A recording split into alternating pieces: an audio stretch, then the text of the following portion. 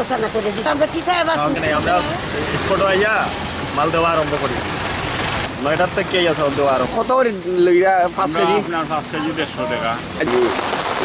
এই চাউল দিয়ে এটাকে আমরা বাচ্ছি আরো বাঁচাইতো।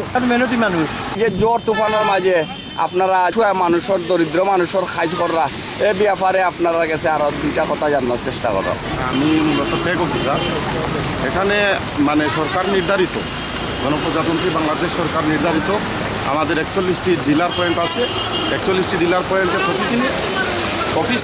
প্রতিদিনই চাল বিক্রি হয় এবং দেখা গেছে যে সাধারণত সকাল থেকেই 2 থেকে 250 মানুষ বা 300 মানুষ কোনো লাইনে দাঁড়ানো থাকে, যার ফলে আমাদেরকে মেঘ বৃষ্টি রোদ উপেক্ষা করেও আমাদেরকে চাল এবং আটা বিতরণ করতে হয়। চালের মূল্য হচ্ছে 30 টাকা প্রতি কেজি, সর্বোচ্চ 5 কেজি নিতে পারবেন, এবং আটার মূল্য হচ্ছে 24 টাকা প্রতি কেজি, সর্বোচ্চ একজন 5 কেজি নিতে পারবেন।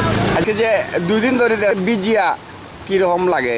এটা আসলে আমার মনে হচ্ছে মানুষের প্রয়োজন আছে বিদায়ী ওনারা রোদ বৃষ্টি সব কিছু উপেক্ষা করে ওই যে আজকে এই যে এত পরিমাণ জ্বর দিল, জ্বর হচ্ছে কন্টিনিউয়াস।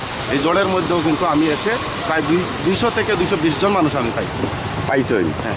বৃষ্টি ভিজিয়ে লইয়া যার? হ্যাঁ, বৃষ্টিতে ভিজেই। বৃষ্টিতে ভিজিয়া যে বা রোদির মাঝে দাঁড়াইয়া যে চাউল নেওয়া হয়, আমি আসলে বিবেকে বাধা দেয় যে ভিডিওটা করা। আপনারা আমি ফলো করি যে অনেক শ্রম করিয়া মানুষে অন্তনে চাউল নেই, আপনারা যে চাউলটা দেন এগুলো সপ্তাহে কয়দিন পাওয়া যাইব? সপ্তাহে অফিস যতদিন খোলা আছে ততদিনই আমাদের চাল এবং আটা পাওয়া যায়।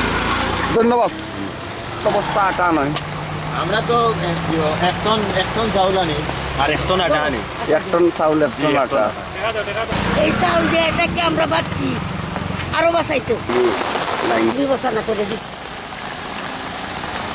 কত করে লইয়া 5 কেজি? আপনার 5 কেজি 150 টাকা। 9টার থেকে চাউল দেওয়া আরম্ভ। চাউল না থাকলে আমরা কি খাই বাস আমরা স্পট আইয়া মাল দেওয়া আরম্ভ করি।